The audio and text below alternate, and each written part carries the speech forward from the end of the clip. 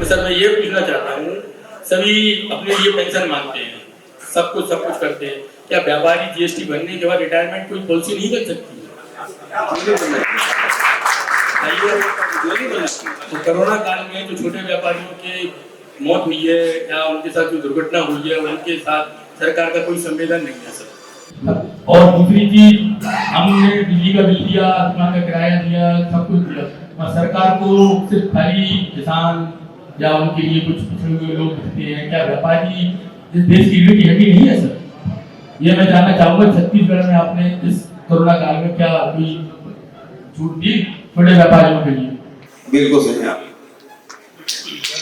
देखिए, सबसे पहली बात तो यह है कि छत्तीसगढ़ में जैसे आपने पूछा,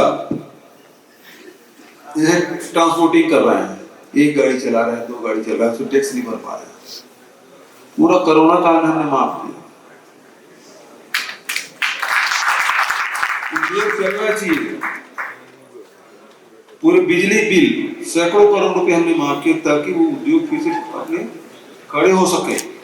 यहाँ नहीं हुआ सर, यूपी में नहीं हुआ, यूपी में नहीं हुआ सर, नहीं हुआ। मैं आपको बताऊं कि जब प्रधानमंत्री जी बोले 21 दिन मुझे दो, ताली बजाओ, थाली बजाओ, मोमबत्ती जलाओ, महाभारत तो 18 दिन में समाप्त हो, 21 दिन में कोरोना समाप्त हो जाए। आपको याद है ना? याद है। खूब ताली बजाया थी, थाली और अरे मेरे यहाँ आइए सरकारी बीबियां भी मोमबत्ती जला करके थी दरवाजे पे, जिसको हम सबसे पढ़े लिखे बोलते हैं। तो आपको बताऊं कि सब जगह लॉकडाउन था। मैंने लॉकडाउन के समय भी सारे उद्योगपतियों की बैठक मैंने की और मैंने कहा मजदूरों को बाहर मत जाने दीजिए। देश भर में सबसे ज्यादा मजदूर इधर से उधर हुए अलग अलग प्रदेश में। छत्तीसगढ़ में 7 लाख लोग गए हमारे छत्तीसगढ़ में, वापस केवल 26,000 गया था छत्तीसगढ़ से जा।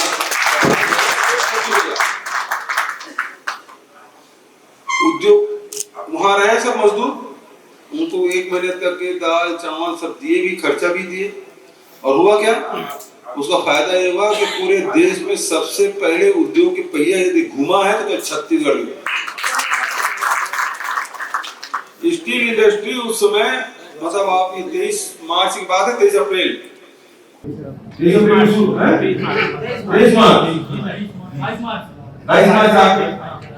लॉकडाउन हुआ रात 12 बजे, है ना, और अप्रैल में समाप्त हुआ।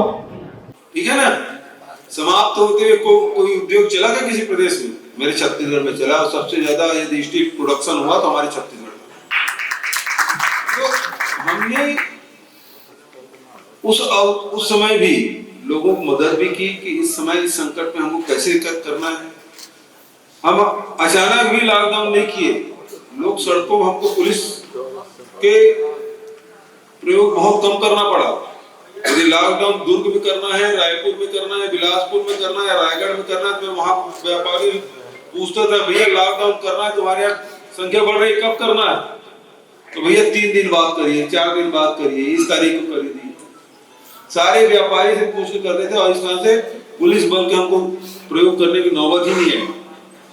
तो व्यापार ऐसा नहीं कि हम पूरे प्रदेश के एक साथ बंद कर दिए, जैसे भारत सरकार का हुक्म था पूरा बंद कर दो। हमने कहा जिस शहर में ज्यादा हो रहा है तो ठीक है वहां कर दो, दूसरे शहर में नहीं हो रहा, जबरदस्ती वहां व्यापार क्यों बंद दो, बर्बाद करो। तो इस तरह से हमारे यहाँ व्यापार को प्रभावित नहीं हुआ। लॉकडाउन निश्चित रूप से प्रभावित हुई, जब बंद हो गया तो आदमी को बंद करो, 15 दिन बंद करो, तो नुकसान होगा। लेकिन हमने उस प्रकार को होने नहीं दिया।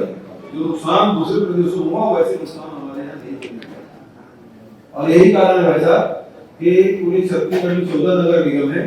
अभी चुनाव हुआ है, एक बार पहले 14 में 14 हमारे नगर निगम में महापौर 100%।